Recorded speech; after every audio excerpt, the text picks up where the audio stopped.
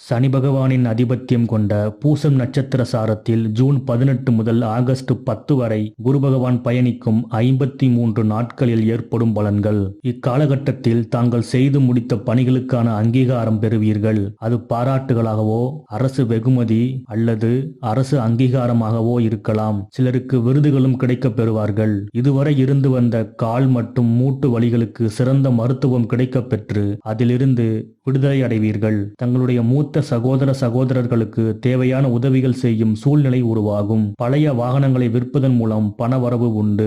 தங்க நகை வாங்கி சேர்க்கும் பாக்கியம் ஏற்படும். தங்களுடைய சொல்லுக்கு உரிய மரியாதை கிடைக்கப் பெறுவீர்கள். உடல் எடை குறைக்க முற்படுபவர்களுக்கு இக்காலம் கை கொடுக்கும். இதுவரை இல்லாத முறையில் பணம் வரும் வழிகளை இனம் கண்டுகொள்வீர்கள். தன வரவு தாராளமாக வந்து சேரும். உணவின் மீது அதீத விருப்பம் ஏற்படும். கண் சம்பந்தமான பிரச்சனைகளிலிருந்து விடுபடுவீர்கள். கண் திருஷ்டி போன்ற பாதிப்பிலிருந்தும் விடுதலை கிடைக்கும்.